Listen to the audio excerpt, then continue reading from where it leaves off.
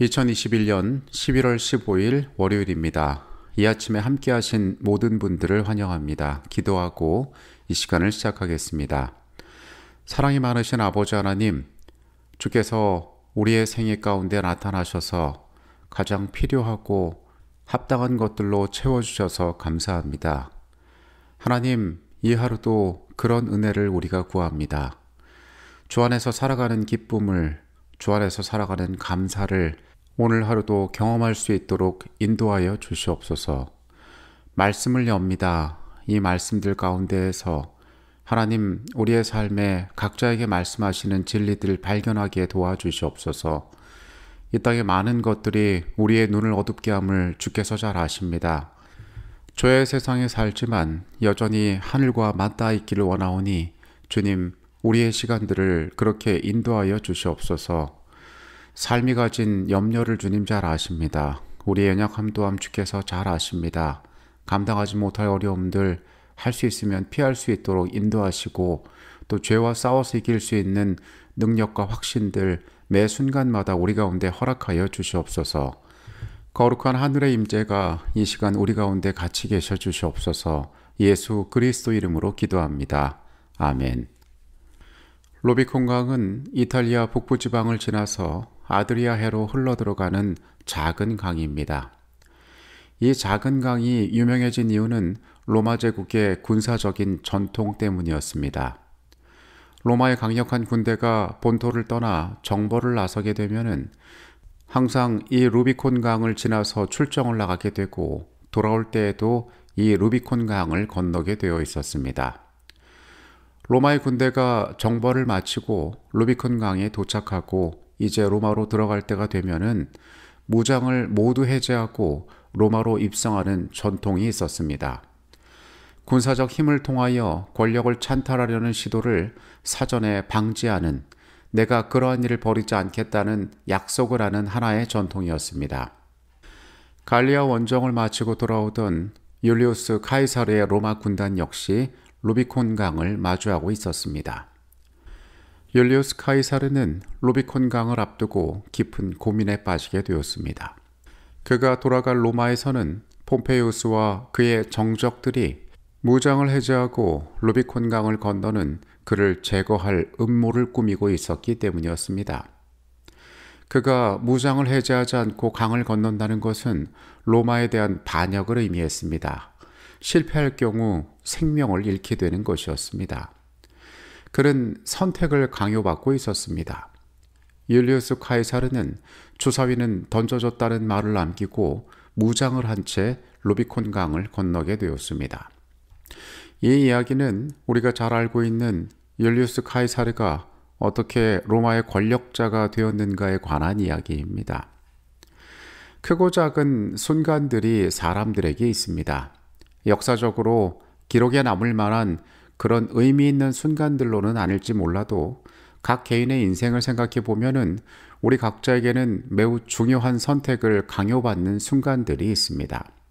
한 사람의 생애에 있어서 선택도 물론 중요하지만 그보다 더 중요한 것은 그들의 영원한 삶, 영생과 관련된 선택이 우리에게 주어져 있다는 사실입니다. 오늘 모든 사람들은 우리 각자를 포함해서 이 중요한 선택을 해야 한다고 성경은 말하고 있습니다. 오늘의 주제는 중립지대는 없음입니다. 성경은 끊임없이 사람들에게 둘 중에 하나를 선택하라고 이야기하고 있습니다. 우리 앞에 두 가지의 선택지가 놓여진 것입니다. 성경이 말하고 있는 선택에 대한 내용들은 이렇습니다. 하나님이 세상을 이처럼 사랑하사 독생자를 주셨으니 이는 그를 믿는 자마다 멸망하지 않고 영생을 얻게 하려 하심이라. 요한복음 3장 16절은 하나님께서 이 땅에 독생자를 보내주심으로 그를 믿는 자마다 멸망에서 노임을 얻을 길들을 준비하셨더라고 이야기합니다. 하나님이 선물하셨지만은 그것을 선택하는 것은 인간의 몫이 된다는 것입니다. 우리에게 선택 자체가 불가능한 환경 가운데에서 하나님께서는 우리에게 이 선택의 길들을 열어주신 것입니다. 창세기 7장의 내용입니다. 육지에 있어 그 고의 생명의 기운에 숨이 있는 것은 다 죽었더라. 지면의 모든 생물을 쓸어버리시니 곧 사람과 가축과 기는 것과 공중의 새까지라. 이들은 땅에서 쓸어버림을 당하였으되 오직 노아와 그와 함께 방주에 있던 자들만 남았더라. 노아 홍수의 이야기는 선택의 엄숙함을 우리에게 보여줍니다. 그 시대의 사람들에게 배를 만든다는 것은 낯선 일이었습니다. 그러나 비록 방주를 짓는 과정이 사람들에게 익숙하지 않은 환경이었다 할지라도, 노아란 사람이 기인처럼 보였다 할지라도 120년이란 시간 동안 사람들에게 구원의 기회는 주어졌던 것입니다. 그들은 노아의 음성을 들었을 것이고, 그리고 어떠한 일들로 그들의 세계가 무너질지를 잘 알고 있었을 것입니다. 그것은 선택이었습니다. 그러나 우리가 알다시피 극히 소수의 인류만이 하나님의 음성에 순종하여 구원받은 사건을 우리는 잘 알고 있습니다. 하나님께서는 인류를 구원하기 원하셨습니다. 순종하는 인류를 구원하기 원하셨습니다. 그 가운데에서 사람들은 자신의 선택의 결과를 받아들이게 되었던 것입니다.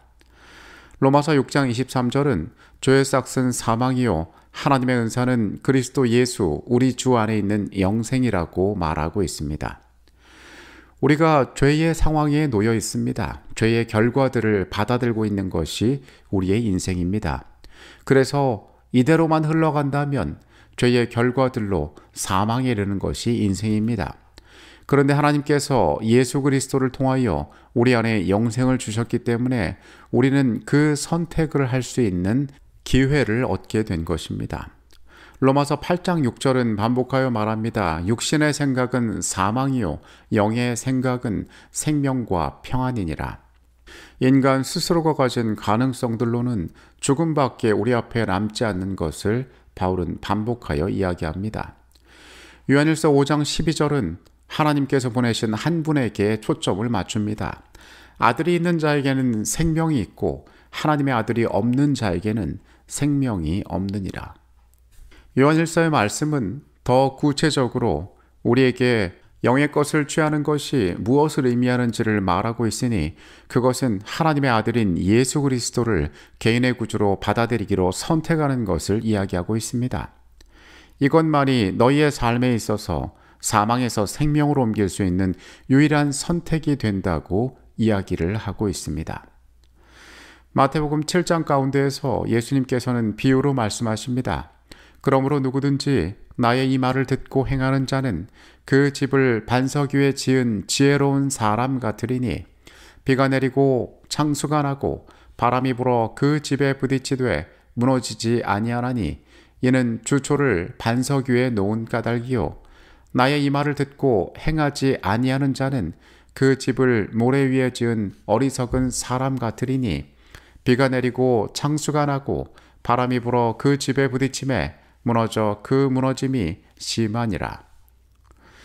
예수님께서는 우리가 영원한 시간을 준비하는 선택에 대해서 이 말을 듣고 행하는 사람은 그 집을 반석 위에 지은 사람과 같다라고 이야기합니다. 집을 어디에 지었느냐가 평소에는 중요하지 않을 수 있습니다.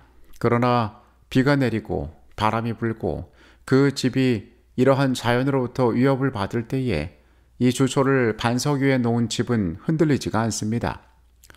사람들이 자신의 생애를 살아가는 이 생의 기간 동안 나의 삶이 무엇을 선택했냐는 그렇게 중요하지 않을 수 있습니다.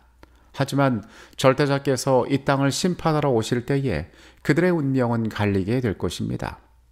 예수께서 나의 백성이라 부를 수 있는 하나님을 받아들이고 그분과의 관계 가운데에서 예수 그리스도를 개인의 구주로 영접한 자들에게는 이러한 선물들이 주어질 수 있기 때문에 그렇습니다. 성경은 반복적으로 수많은 곳에서 우리에게 이런 중요한 선택이 우리의 삶에 주어져 있다라고 이야기하고 있습니다. 어쩌면 사람들의 생각보다 이것은 훨씬 더 긴박하고 중요한 문제가 될 것입니다.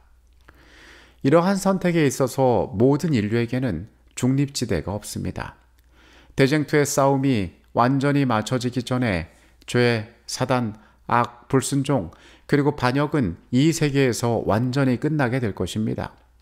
그 일이 있고 난 후에 우리 모두는 하나님께서 창세전부터 세워두신 계획에 따라 영원한 생명을 얻든지 혹은 영원한 멸망의 형벌을 받게 될 것이라고 성경은 이야기하고 있습니다.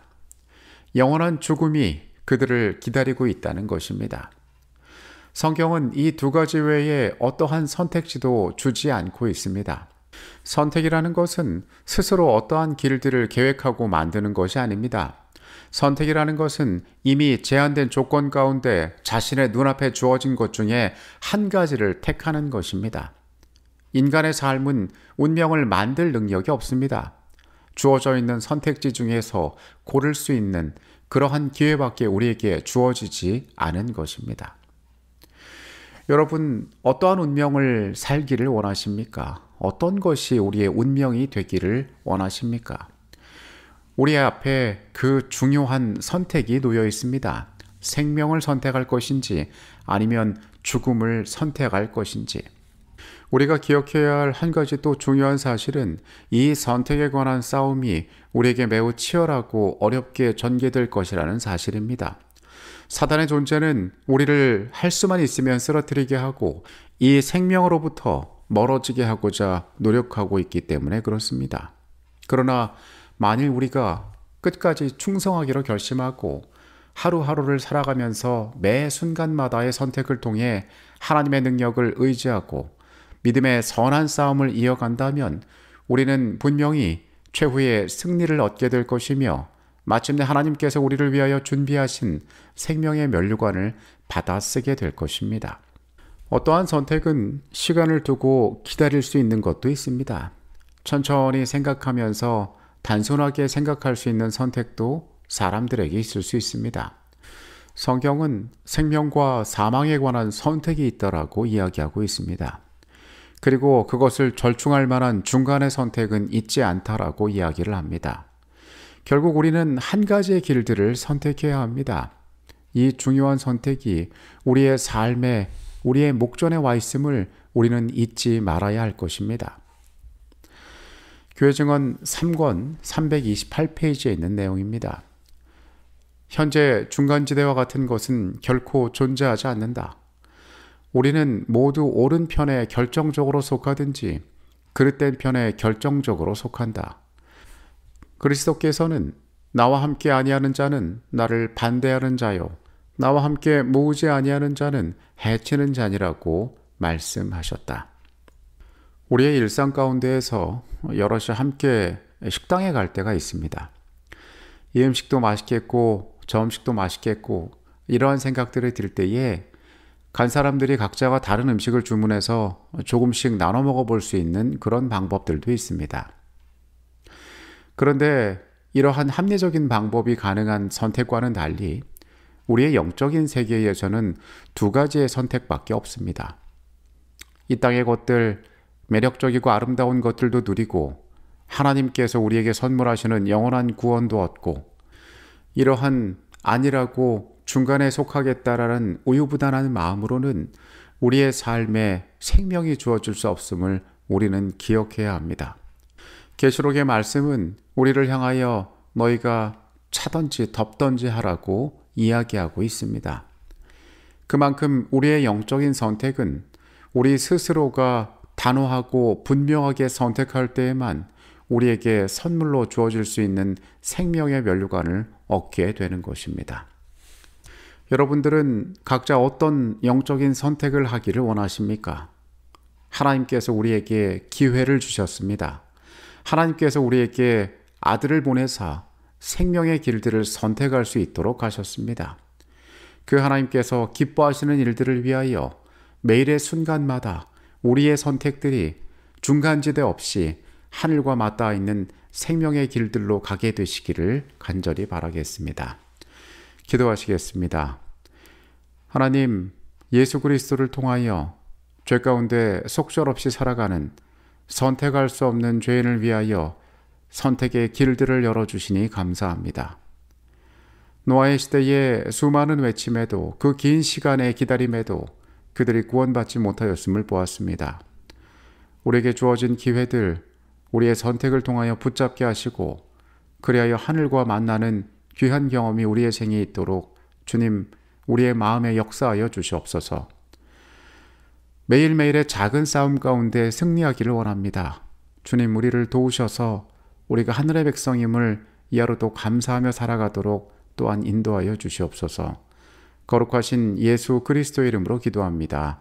아멘.